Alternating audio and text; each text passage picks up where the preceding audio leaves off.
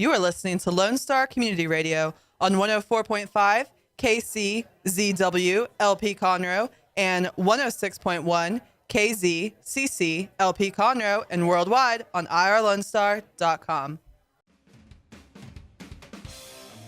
Thanks for checking out this archived episode of the Ticket Stub. Connor here, one of the hosts of the show. I'm doing this while Dick is away.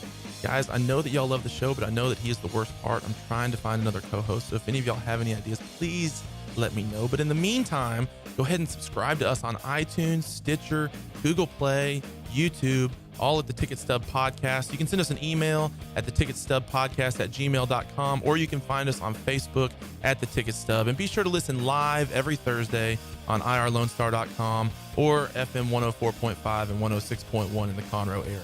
Thanks and enjoy the show. Welcome everybody to the Ticket Stub. Connor and Dick here. We are excited for another show. Coming in live here Thursday at noon, irlonestar.com, 104.5 and 106.1 FM. Connor here, Dick, co-host. How you doing, man? Doing pretty good. Pretty good. You've been busy, it seems like. Yeah, we got new shows. We've been swamped pretty much for the past month at the radio station, so yeah. You know, the radio station has its grand opening, and all of a sudden you get busy. That's good, though, right? Busy is good. Very good, very good. Yeah, busy is good. Yeah, watching movies is hard these days. Getting a little tired. But I definitely have been spending a lot of time falling asleep and watching movies, which is horrible, by the way. It's a tough way to watch them. It's not the way you should watch movies, and your dreams get pretty wacky, too. Yeah, there was a period of time where it would take me like 4 nights to watch a movie, and I would spend the first 10 minutes each night trying to figure out the point that I fell asleep the night before. Do you do that? Like, you doze off, and you're like, okay, hold on, where was I? Have I seen this? I can't really remember. That's like the worst possible way to watch a movie. Yeah, well, they also do that on with the streaming services. If you say, for example, you're watching on your computer and then you watch it on like a PS4 or 3 or whatever, and then you watch it on your tablet. It's never like right there. And no. Then so a lot of times I'm like, was I watching this? Man, I don't even know. Yeah, so that's not the recommended way, but you got to do what you got to do when things get busy, but you still got to get the movies watched so that we can talk about them to you wonderful people. Yeah. And here we are, we're serving. We're men of the people here to serve the city of Conroe and beyond. We've got a great show today. We're going to run it down a little real quick. First off, it's going to be a little different order than what we've done in the past shows. We're going to mix it up. We are going to end the show, the last half of the show, we're going to be doing an interview with a good friend of mine named Nick Howard. He works in the film industry in the Austin area. He's a special effects guy. Excited about that. We're going to talk to him at the last half here on air on FM, and we're also going to then record a special podcast-only addition to the interview with him. Not for the children. Not for the children. That's when, the kid gloves come off at that point. It'll probably be really creepy. Yeah. Kid gloves. Is that weird? The kitty gloves? Yeah.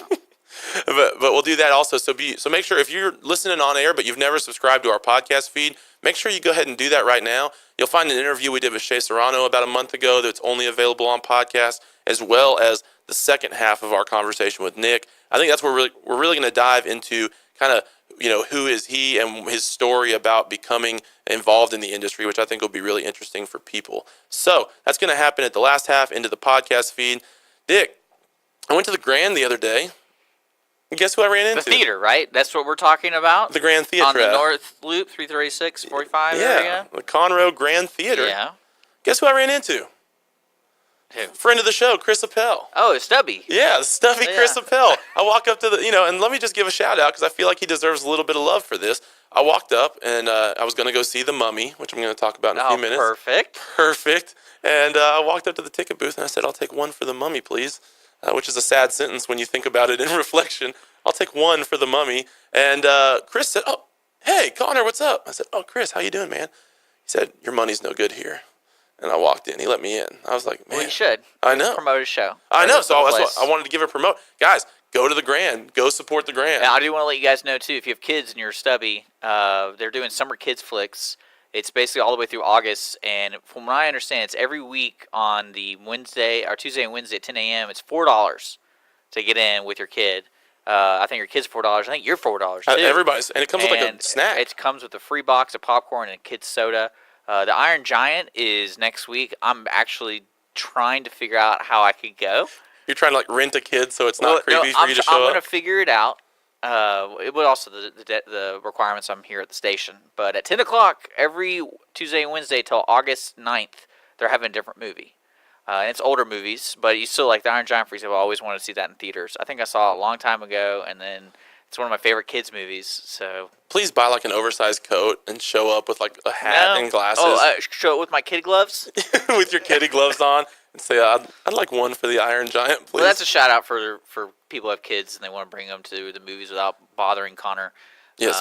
That's a really cool idea. More information can be found on thegrandtheater.com. There's a little link that says Kids Ticks. Yeah, parents, we know Kids Flicks. We know at this point in the summer, parents are tired of their children. So this would be a great way This isn't a drop-off thing. No, but I'm just letting you know. You never Chris said that. He's like, don't drop off your kids. No, but it is 2 hours of dark and potential quiet. Maybe the parent can take a little nap while the kid watches it. But Dick will be there, so if you want to hang out with him at the Iron Giant, you can do that. We could do a stubby remote from the Grand Tuesday or Wednesday at 10 a.m. Also, Dick, Brandon Donahoe, listener of the show. Yeah, Stubbette. I was talking to her the other day. Actually, I overheard her talking to someone else about this movie they watched and how sweet it was and how by the end they were bawling. And I said, "Oh, what movie are y'all talking about?" Me Before You. Me Before You. She was like proselytizing Me Before You to these other people about what a great movie it was. And I was like, how could you actually like that movie? And she said that Me and You were such, like, from the male perspective, and we totally didn't understand what it was about. And I was sitting there with a guy friend of mine, and I just tried to very unbiasedly explain the plot to him. And at the end of it, he's like, that sounds like the worst movie ever. Is this just a total guy-girl divide where we can't understand? No, I think there's certain elements to movies that really pull out the generic woman heart. And I know some girls who hate girly movies, but generically, there's a good amount of group of people liking those kind of movies. And as long as there's some cute music, a sweet girl, and a sweet guy, it doesn't matter. But they talked about the end and how sweet the end was, where she sat with him as he died. That was frustrating to me. See, so again, we could keep talking about this movie. We don't have to. I don't want. Yeah. Well, no, like again, I would appreciate that ending if they were just friends. Yeah. But they weren't. She confessed her love to him, and he loved her. Yeah, and the clock. Okay, if you want to hear, you got to go over the other. Check out the other podcast, the podcast version of last week's show. Last week's episode. For more information on that. First, watch the trailer. Watch the trailer of Me Before You on Amazon. Watch the whole movie, then go listen to us talk about it, and comment on our Facebook page, Ticket Stub Podcast on Facebook. Let us know. Like, maybe we're wrong. Maybe everybody loves this movie. I don't think we are. We're not wrong. Okay, that's what I thought. But let us know. So anyways, we're going to go ahead and move through the show. Because it's a little bit of a different order, we're going to hop right into our summer blockbuster contest. That's been going on. There's Wonder Woman. I don't know how much money it's made. Has it broken the 150 million yet? Let me check it out. Opening weekend, it got right about 100. And so let me see what it is at this point. But I'll tell you that the Guardians of the Galaxy, we have our heavyweight and our lightweight division. Guardians of the Galaxy still reigning supreme. Wonder Woman, total gross domestic, 275 mil total. So that's pretty awesome. Is that worldwide? That's U.S. Okay. So it made 41 million this weekend still, and so that's pretty solid. But Guardians of the Galaxy opening weekend. So what we do is we compare opening weekends of movies. Heavyweights, Guardians made 146.5, still holding the belt. Cars opening weekend, that was one of the challengers this week. It pulled in 53.6 million. That's pretty respectable for an animated movie, I'd say. Pretty good. 47 meters down, not so good. The new Jaws movie? Yeah, it's like Open Water meets Jaws. Mandy Moore? Yeah, she's trying to make her comeback. I hope they didn't pay her very much because it only made 11.2 million opening weekend. So I could see that being like a movie that has maybe an HBO life after theaters that would probably be more successful than it ever was in theaters. But we've got a big challenger coming up this coming week to hopefully take the belt from Guardians. Transformers: The Last Night. Okay. And guess how they spelled night? K-N-I-G. Oh yeah. So a little wordplay maybe. I don't know, or maybe. Well, no, there's probably the Knights of the Round Table, some stupid connection to King Arthur in it. I bet. Oh, was there like was there an alternate Transformer world where there was? I don't know. I think people are just the people who write those movies are just reaching every time, and it's great. Do you think the writers' room of that's like a Mad Lib where they just like have these blanks and like they just come up with random words and they're like Optimus Prime is a knight, and then they go to Earth and fight giant other alien. I don't know. Like, are they just like inserting words into some like equation to come up with the plot, or are they actually writing things? No, it's almost like, hey, what big actor do we need to put in the next movie? Anthony Hopkins. How do you think we can get him? We got to include something with knights. Oh, We got okay. to. Is Anthony Hopkins in this one? Yeah. Wow. You know, get paid. You know, hard to be mad at him. Well, remember we were talking about that earlier, where in certain actors' career and actresses' careers, they've had such a prestige lineup of movies, and all of a sudden, they just start making decisions that aren't like, Oscar worthy or even noteworthy or award worthy performances. Like Robert De Niro, he just kind of quit being in those kind of movies and is just basically taking roles that seem like filler roles. And he's a good actor because he's been trained and he's been doing good acting for so long. But now it's just like he's just in movies now. It's almost like you've proved that you're good. So now it's just like what's the sea life or like the retirement life of an actor? Maybe it's just a lot of work to act really well. I have no idea about the method of actors. If you really pour yourself into a role, that's probably hard. So it's easier just to make The Intern, where you just play like an old man that doesn't know how to use the computer. Yeah. Because he probably doesn't know how to use the computer, and so he's just playing himself. Well, it's insane to me too. Is imagine having a conversation with somebody on the phone saying, we want you to be in this movie.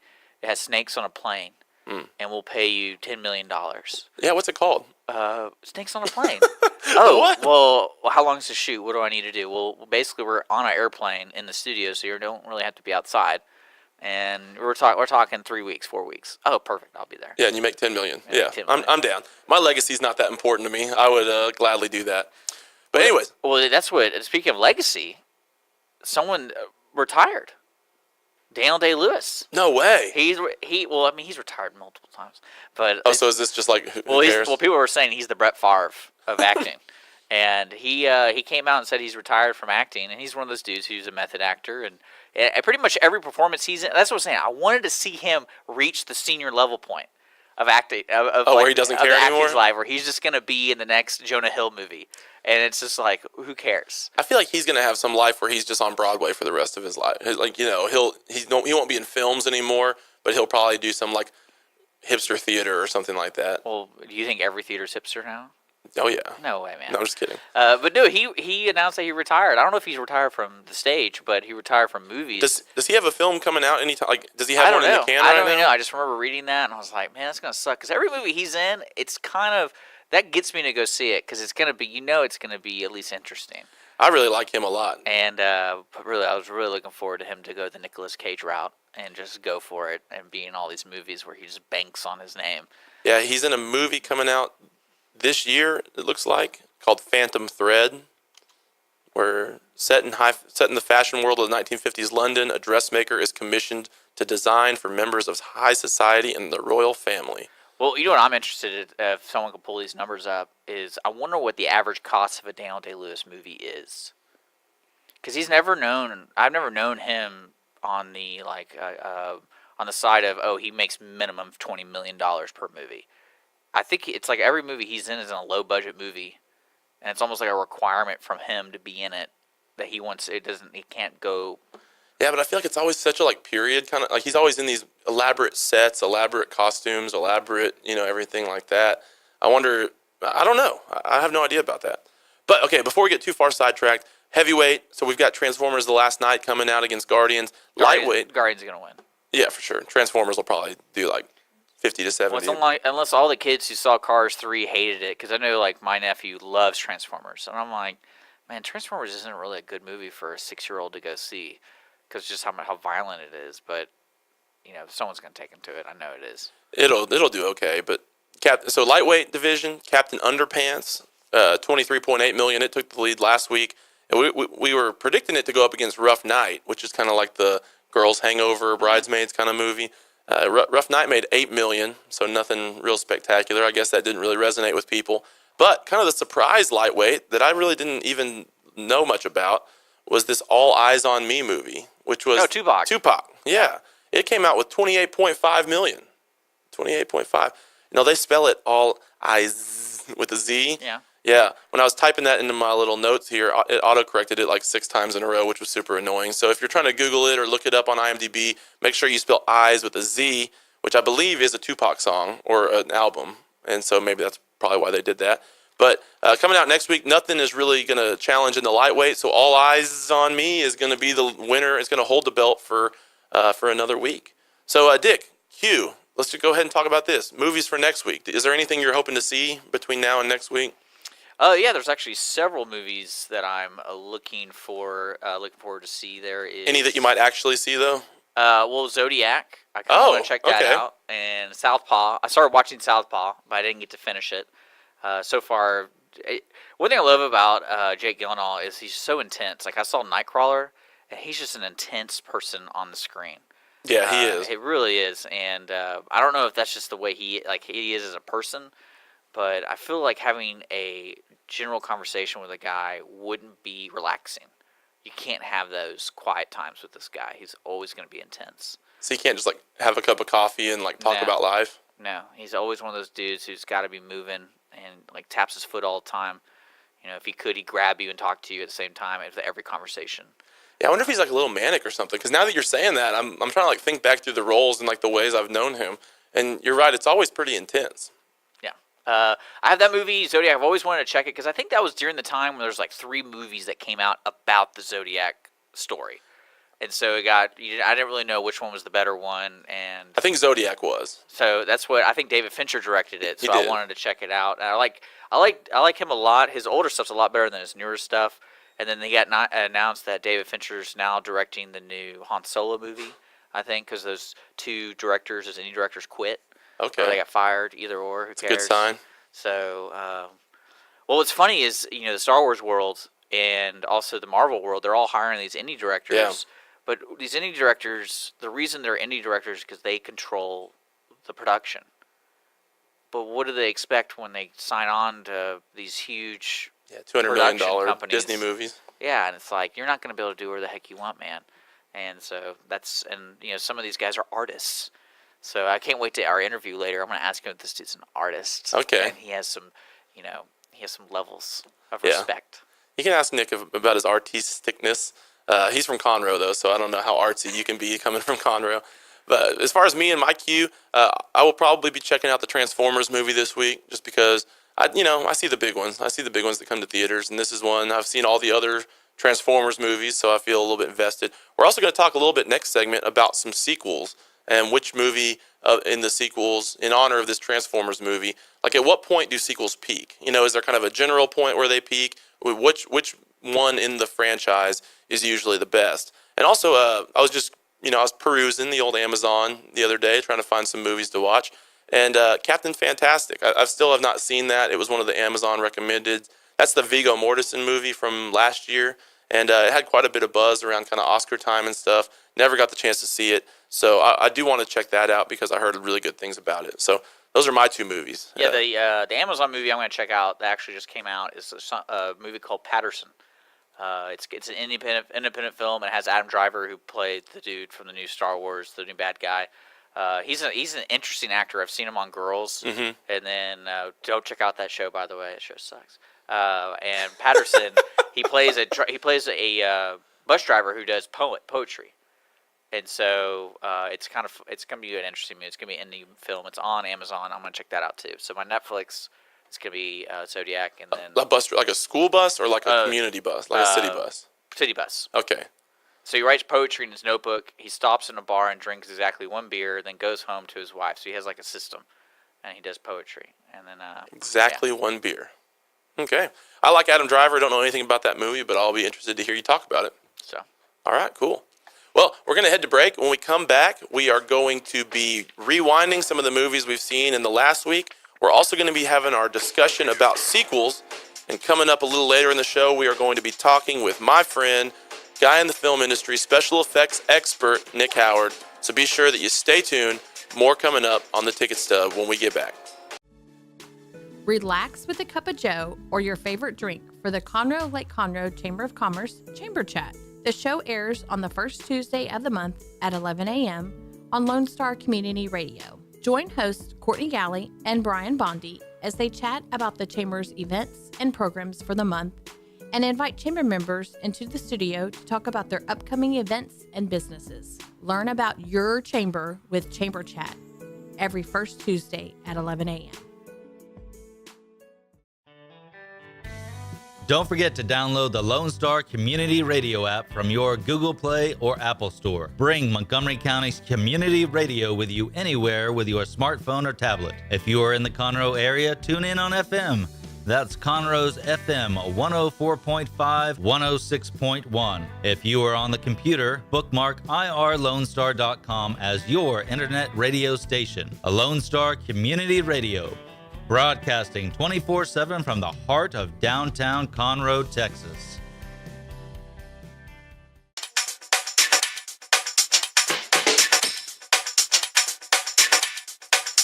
Welcome back.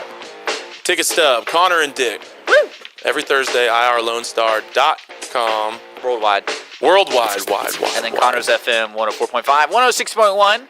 If you're just now tuning in and you missed the first segment of our show, we're on podcasts on iTunes, Stitcher, and Google Play. Make sure to subscribe. And we're also on YouTube and Channel 12 on Suddenlink TV with Our City TV. By the way, Dick, I think we've just gone on TV this last week. Yeah, I if you read your emails I send people, it's in circulation now. Yeah, so I've had a few different people like send me screenshots of them watching the television. Yeah. Like, dude, you're on TV. Is that why you're wearing makeup? Yeah, I've been putting a little bass on, trying to, don't want to be shiny up in here. So, yeah, but people are seeing us on the TV. So if you... That's good. No, what, is it any cable company or... It's Suddenlink Channel 12 under educational programming because we're educating you on movies. Yeah, and that's what someone said. It's called educational programming. I was like, yeah, welcome to school. Well, we encourage people to go to YouTube because YouTube's a little faster and it's on demand.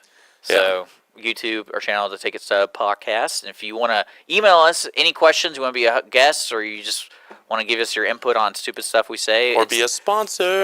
The Ticket Stub Podcast at gmail.com. Can I also, so Dick, I have like 8 different shirts that I wear like Ever in your entire wardrobe? I mean, I have more than that, but I mostly wear like the same 8 over and over again.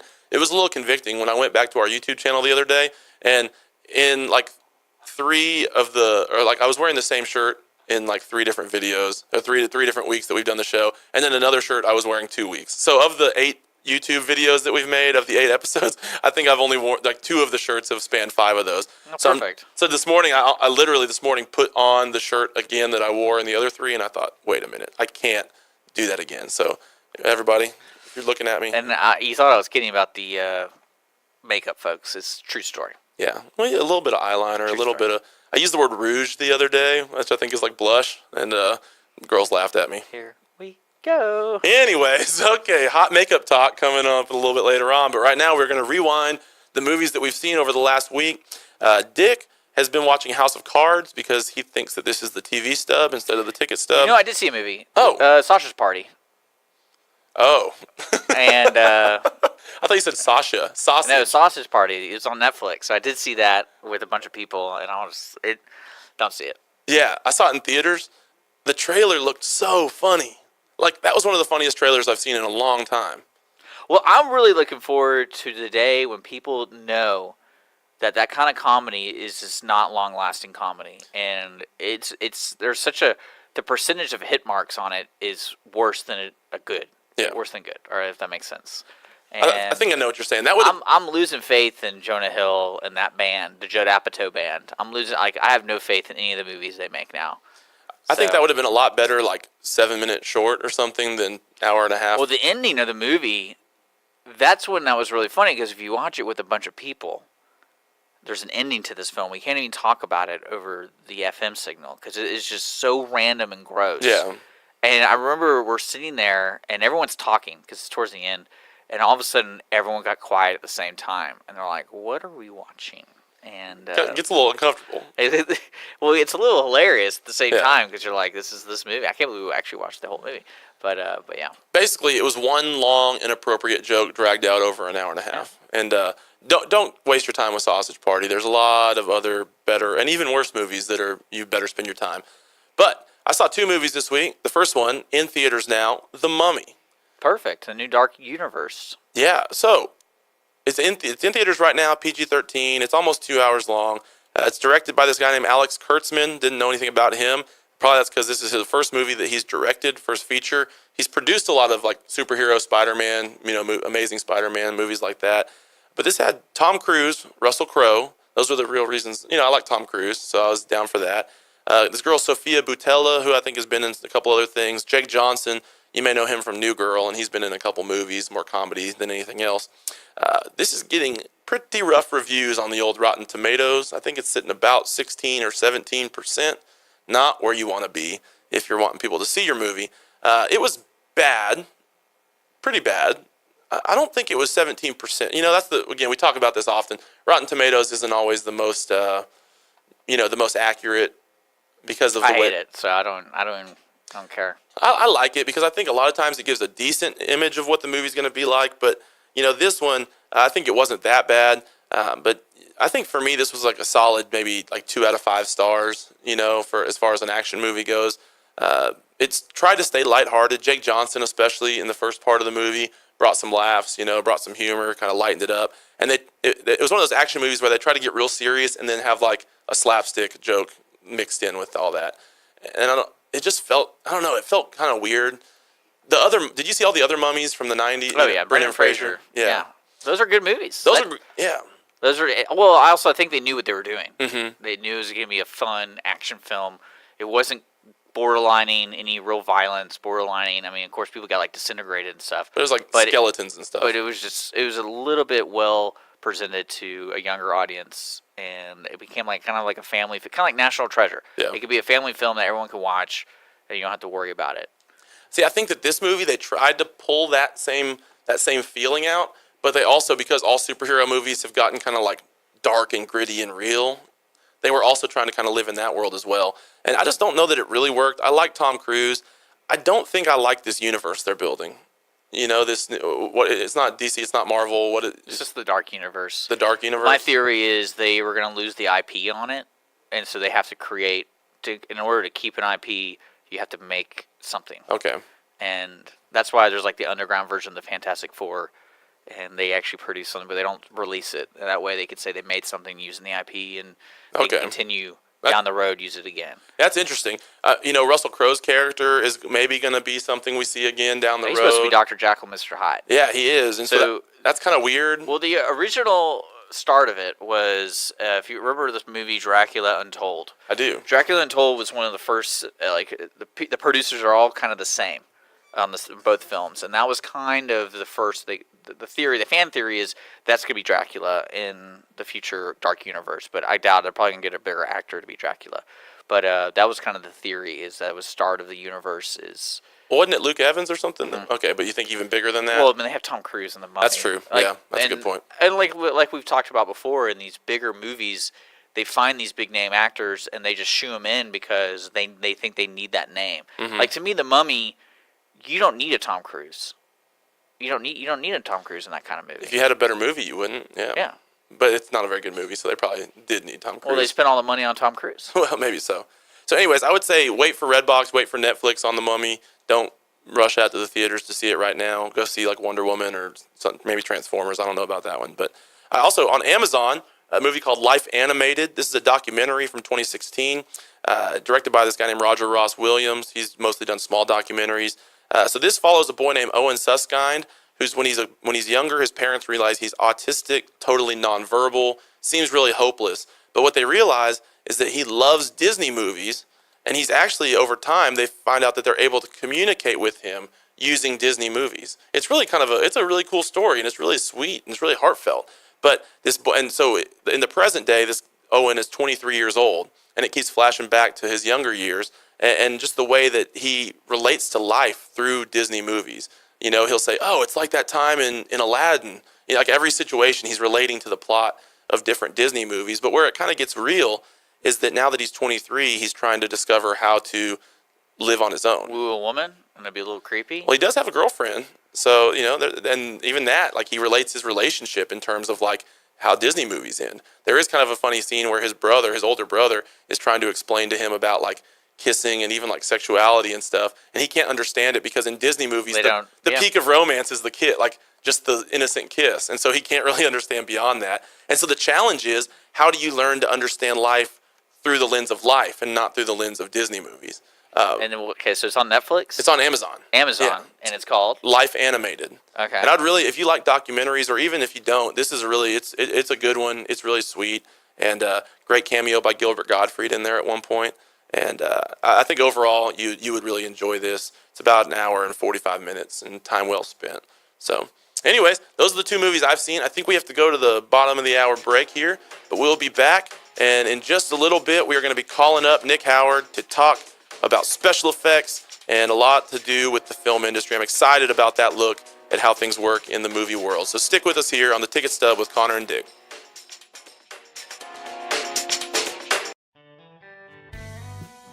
Our talk shows and music shows are looking for sponsors. Want to expand your brand awareness? Reach the hyper-local audience in Montgomery County? Lone Star Community Radio sponsorships accomplish this. Want to see our stats and rates? Check out irlonestar.com/sponsor for more information. Or call in and leave us a message at 936-647-3776 with your question. Get seen on TV or YouTube and heard on our podcast, FM, and internet radio. Sponsor your local radio station with Lone Star Community Radio. Listen in Mondays at noon to hear Conroe news from local nonprofits, businesses, upcoming events, Conroe Park events, news stories, and information that matters to you with your host, Margie Taylor of Taylorized PR. For more information about being a guest, visit irlonestar.com/Conroe Culture. Drill. Repeat, this is not a drill. Everybody, this is not a drill. All right, we are here. This is real. This is happening. Connor and Dick on the Ticket Stub. And I'm pretty sure that we have on the phone my friend Nick Howard. Nick, you there, man? I'm here, man. Woo! All right, Nick, how you doing, buddy? Doing good, doing good. All right. Hey, happy birthday, Connor Allstead. Oh, Nick, thank you, man. Yeah, it is my birthday. I Thank didn't you. say anything. I I'm not know. a bad person. I'm not a bad co-host. Yeah, no, I appreciate it, Nick. Thanks, man. You know what? The thing our listeners could do for my birthday would be to share this with a friend. You know, pass it along. Wouldn't that be a great present? Or tell Chris over there at the Grand that you listen and hear a Stubby and see if you can get him for free. Yeah, there you go. If everybody who goes to the Grand says you're a stubby, maybe that'll start to build our cred a little bit. Well, hey, Nick, we're going to get to you, and I got a bunch of questions for you. There was one thing we kind of ran out of time, so I want us to talk about it briefly. And Nick, feel free to join in, offer some feedback, and then we'll get to you and explain, all that good stuff. But I want to talk about sequels for a minute. And so there's some, especially with the new Transformers movie coming out, and this is like the 5th, I think, Transformers movie in the franchise. My question is, in y'all's opinion, what do you think the peak movie for a franchise is? Like, at which point does the movie franchise get best? Is it usually the first one? Is it usually later on? Is it the third? I mean, I don't know. Dick, what do you think about that? Do you have any thoughts? Well, I think it depends on the platform. If it's like a serial series, so like for example, Indiana Jones, you could just keep making Indiana Jones, and it doesn't matter. And I think it all comes down to the production of each movie. Now, people could say they have a favorite one and they have a least favorite one, but they can just keep releasing them. Same thing with Transformers. I thought they were kind of just going to do a story arc and that was it, but now it seems like they're trying to be a serial sequels, and it's just like they can do whatever they want as long as Optimus Prime is somewhere mentioned in the movie. And so each one's kind of a roll of the dice. Yes. All right, Nick, what do you think, man? As far as sequels and franchises go, is there a point where they're better or worse? Oh man, I think typically it's the first movie that drags everybody in. But mainly you have to look at the James Cameron stuff, like Terminator 1, Terminator 2, and Alien and Aliens. A lot of people, those second films, they like better than the original. So I think those kind of really break the mold. But like Evil Dead, I think is the perfect example of a movie that was good, and the second one is what made it popular. Okay. That'd be kind of my thing. But I think the first movie is really where that's the pinnacle, and you work from that. But Aliens wouldn't be anything without aliens. Yeah, definitely. I thought of a couple different franchises that did it in different ways. Always my love, the Fast and Furious movies. I really feel like the fifth one was probably the best of like it built, and even now I think they're still going strong into the later movies. But it definitely peaked somewhere in that 5-6 range, in my opinion. Although the first one was really good, and then it kind of dipped after that, and then found its way back up. The Matrix, I think, was an example where the first one was really mind-blowingly awesome, and then 2 and 3 were pretty weak. I think most people would agree with that. The Godfather, I think a lot of people think the second Godfather was better than the first and, the third. And then the Ocean's movies is an example where the first one I think was awesome, the second one not good, and the third one maybe a little bit better than the second one, but still, not really great either. So, Nick, I think you're probably, as a general rule, right, that the first one is what gets the other ones made would probably be accurate, right? Like if the first one's successful, that's why they make the other ones. But, yeah, I think that's really where you have to go. Is even if people like the second one better or think it's a better movie, it's almost opinion based because the building block, the first one, is what got you the money for the second one. So I think that's the one that really has to be broken apart. Like RoboCop. RoboCop's awesome, and then the second one's incredible. Both are really good, and there's a lot of people that like the second one better than the first one, but the first one's a better written movie to get such an outlandish RoboCop. I don't know. But that's hard to say. But I think Evil Dead 2 is the prime example of a movie that its second one was flat out better than the first one, and that's why people know it today. Okay. Well, great stuff. Yeah, I'd be interested if anybody has. I also think it's hard to determine because today's world is so filled with sequels. It's almost because you have to take like a body of work and then see if it's a true sequel or if it's a true money grab. Because like if you look at the Lord of the Rings, that was kind of cut into different books, so that's kind of when the story's going to end, and those are in a different plot opposed to like say Jack Reacher. And movies that are just coming out because the first one was kind of successful. Like Now You See Me. For some reason they made Now You See Me too. Why did they do that? And those to me are the money grab ones where it's like, hey, we got this IP, we can write it, we already have the characters, let's just go for it. Like Power Rangers. Power Rangers, it's so random to me that they decided to make a movie about a TV show that was made 15, 20 years ago. And somehow they knew there was a market for it to make their money back at least. And then I never saw the movie. It wasn't very good. Just hearing, especially like the Alien series, like if you put that in the hands of a good director, it's going to be better.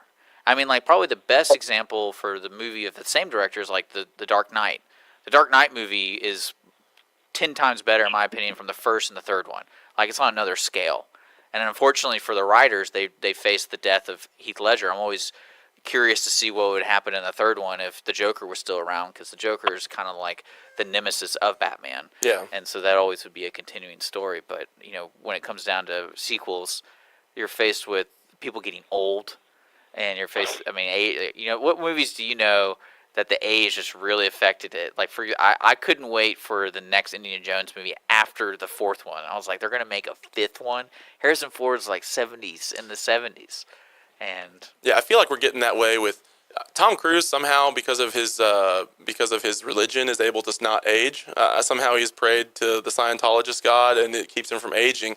But like Wolverine, I think that's why with Logan they had to go this way with the newest with the new X-Men movie. He had to be this kind of old, ragged character because he is like old now, and it's hard to pretend like he is this buff heartthrob that he was 15 years ago.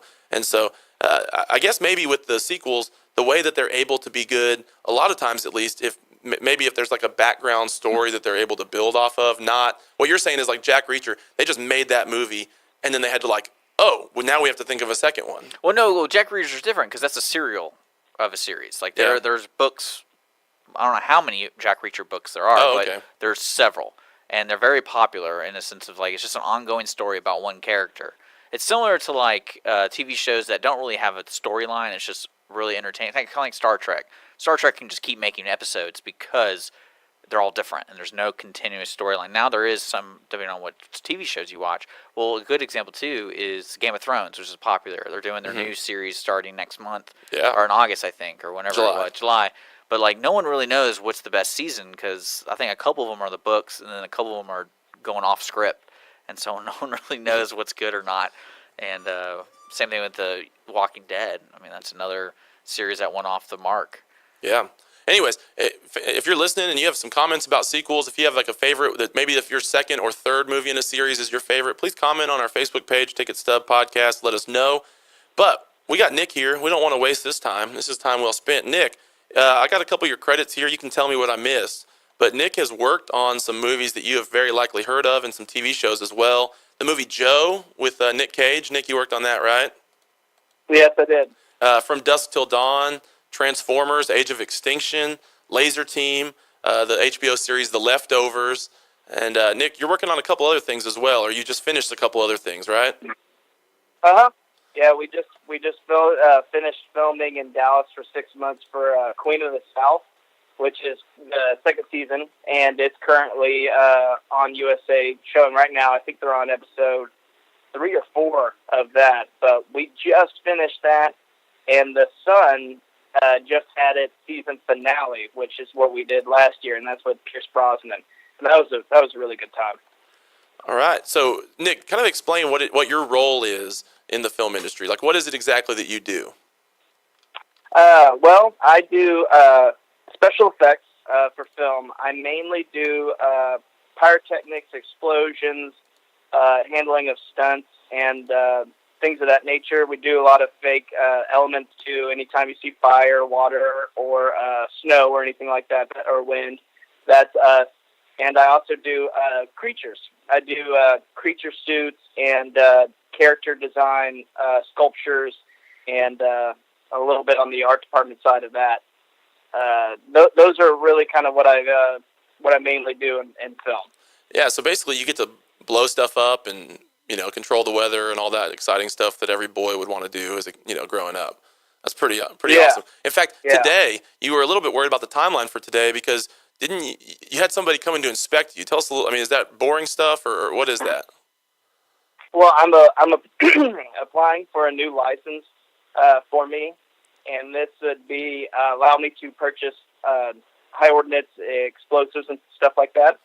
And today was the final procedure of that. So when you're dealing with the ATF, they really get to tell you when they're coming by your place to finish things up, and you don't really say that's a bad time for me. Sorry, I have to do a radio show. Yeah. Sorry, I can't be available. Yeah, they go, all right, we're coming right, we're coming in the next hour. We're going to be there at, 10 o'clock tomorrow morning. And that's on their part. So, they can see you in the actual environment that you're going to be operating in. So, you don't have any time to do house cleaning or anything like that. And, just covering their bases. But yeah, when they set a time, you don't really argue with them. So soon you will have a license to blow up stuff with huge ordnance and explosives. Yes, like C4 plastic explosives and nitroglycerin. That's kind of like top tier of craziness, and then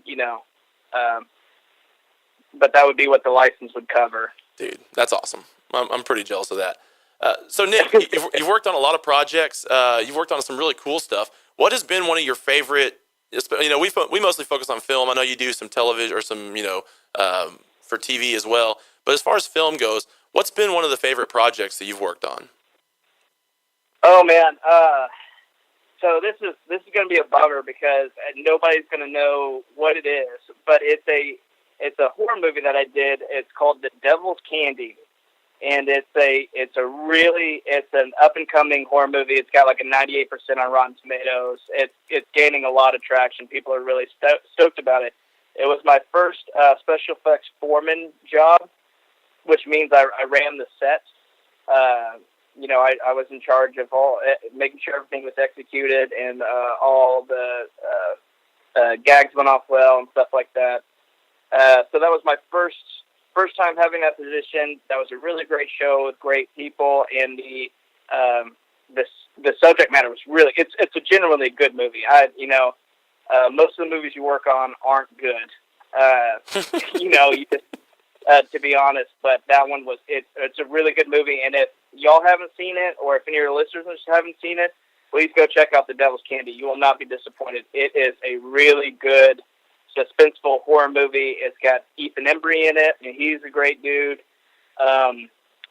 But yeah, that's probably been my favorite project that I've done so far, film-wise. Do you have any idea how that would be available? It's on Amazon. It's on iTunes. It's on Video on Demand. It's anywhere you can stream anything. You can pretty much pick it up. Awesome, The Devil's Candy. All right, I'm not a big, I'm not a big horror guy, but I may have to check that out just to support you, man. See your work. Yeah, it's not very jump scare and stuff like that, but it's very suspenseful and it's very creepy, and it's really kind of a good original horror movie. So awesome. That probably be fun. Well, cool. Hey, so famous people are always interesting to talk about. Have you met some famous people? Who are some famous people that maybe we've heard of that you've met, worked with? Maybe some that were cool that you wouldn't have expected to be cool. Who are some notable people that you've gotten to meet in your time? Oh, man, I've gotten the pleasure of working with Robert Patrick, who was the Terminator in Terminator 2. He was the T-1000. I've gotten to work with Jake Busey and Gary Busey. I've gotten to work with Nicolas Cage, Pierce Brosnan. Dick just perked up. Dick loves Nicolas Cage, so his eyes just lit up.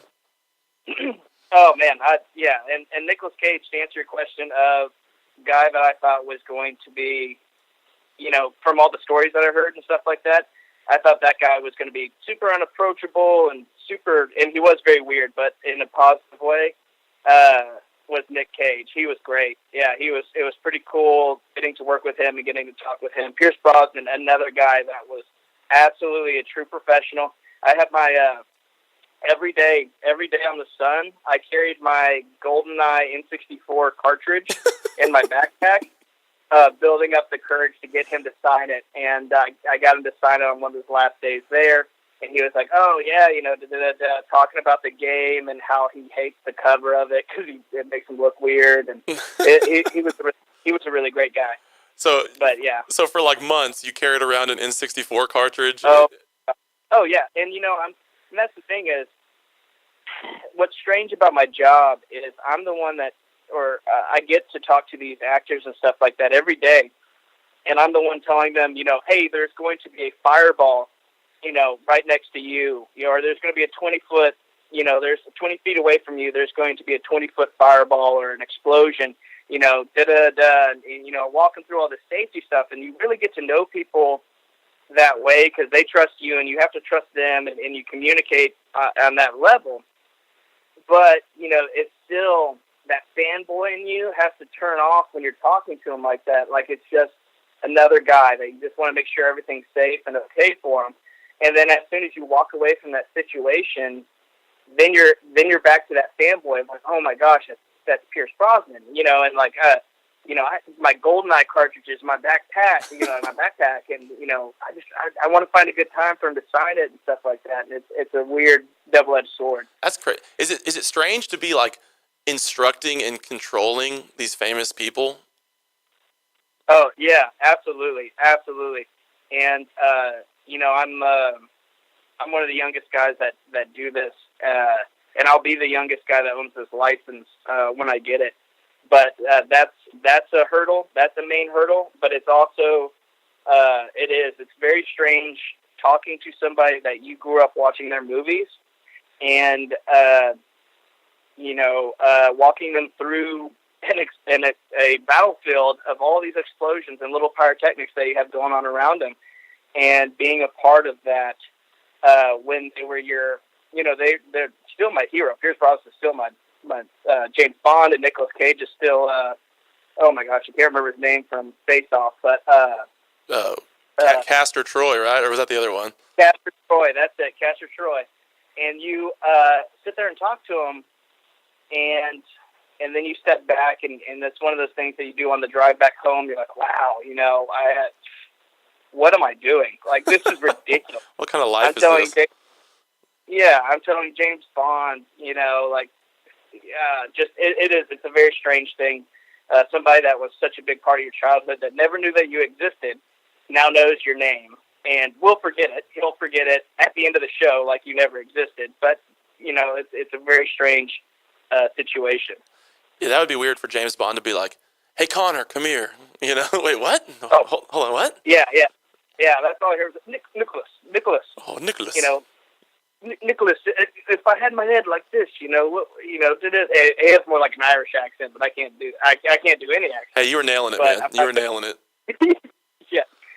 But yeah, and then, they meet so many people. That's the bag, is once a show is over, once you move on to another movie or something like that, you forget everyone's names, even your coworkers and stuff like that. There's just so many people on a movie set. You get it's people that you think you'll never forget in your entire life. And then the next time that you work with them, you'll barely recognize them, and you'll be like, "What is your name again?" It's just everybody, that Rolodex gets thrown away, mentally for the next one, because there's just so many people you come across.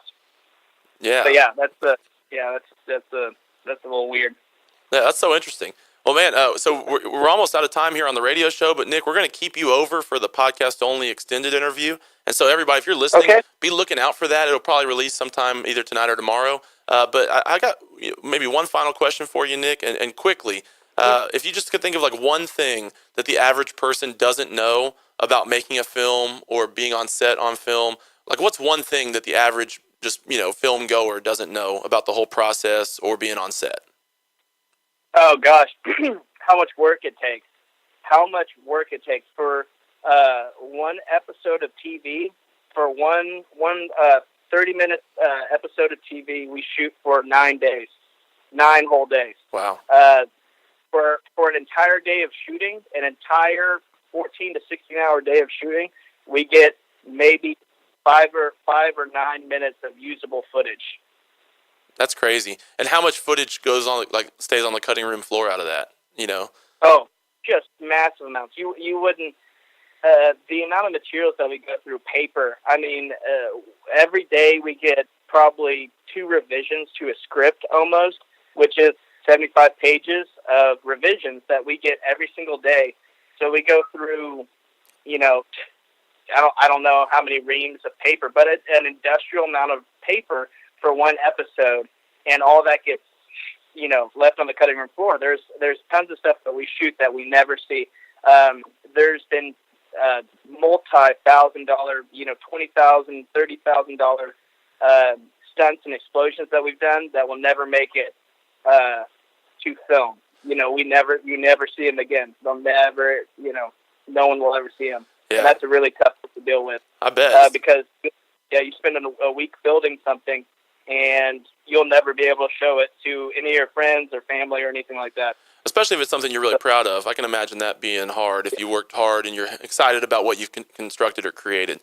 Well, we've got to wrap, we've got to wrap the radio part up. But, guys, this has been so interesting. I'm excited to continue the conversation on podcast. So be sure to be looking out for that. Next week, we'll be continuing our summer blockbuster competition. We're also going to be doing a little competition of this week, this month in history, looking at some different months from the past of the month of June and seeing which one we feel like had the best movie lineup. So be sure to tune in next week, next Thursday for that at noon. Nick, thanks, and we're looking forward to continuing the conversation. Everybody, keep tuning in, subscribe everywhere you can find us, and we'll be back next week on The Ticket Stub. All right, bye, guys. Thanks. Thanks for listening to The Ticket Stub. Be sure to check us out on Facebook at The Ticket Stub Podcast, our YouTube channel, The Ticket Stub, or send us listener email to theticketstubpodcast@gmail.com. We also have all of our podcasts available on iTunes, Google Play, and Stitcher. If you're in the Conroe area, be sure to tune in live every Thursday at 104.5 and 106.1 FM to hear it as it happens and interact live with the show. See you next time. Thanks for checking out this podcast of Lone Star Community Radio, Montgomery County's community radio station. If you enjoyed this recording, make sure to check out our past shows online at irlonestar.com or their respective video or podcast formats on YouTube, Google Play, or iTunes. If you have any questions regarding the show, either it being about sponsorships or questions for the host, contact the station manager at dick@irlonestar.com or call the station at 936-647-3776. This show was recorded in downtown Conroe, Texas at the Lone Star Community Radio Studios, and Lone Star Community Radio reserves all rights to this recording and images.